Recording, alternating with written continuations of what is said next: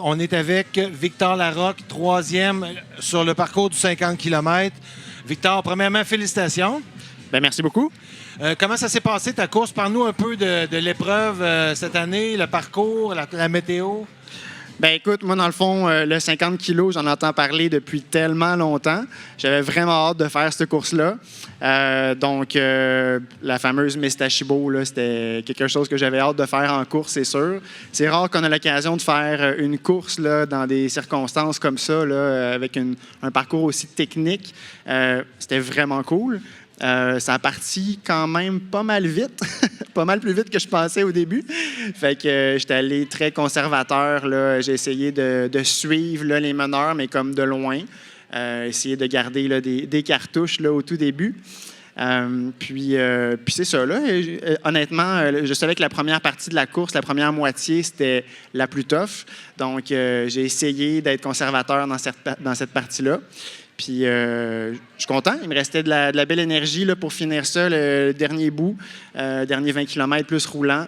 Fait que je n'ai profité pour accélérer un petit peu. Puis, bien content du résultat.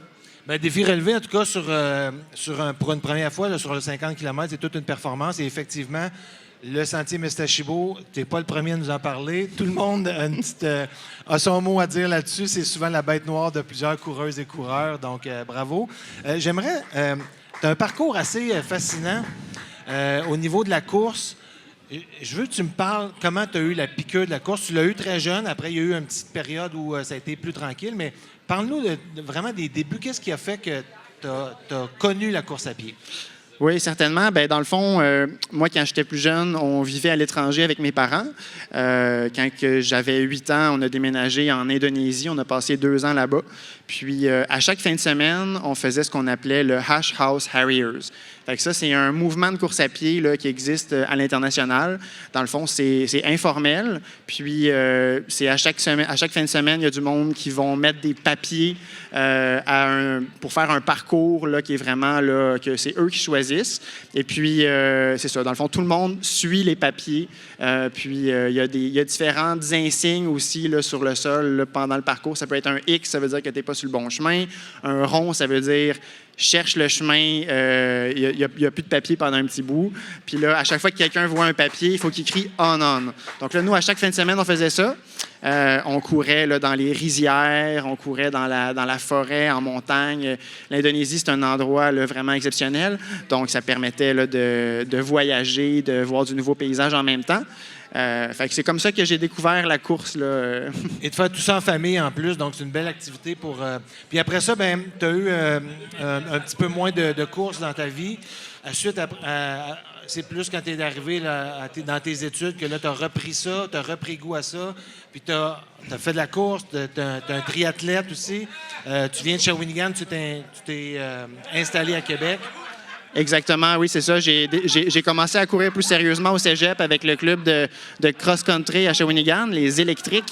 C'était une belle période. Puis voilà, je suis devenu là, accro au sport cardio avec le triathlon qui s'en est suivi. J'ai fait du triathlon pendant une dizaine d'années.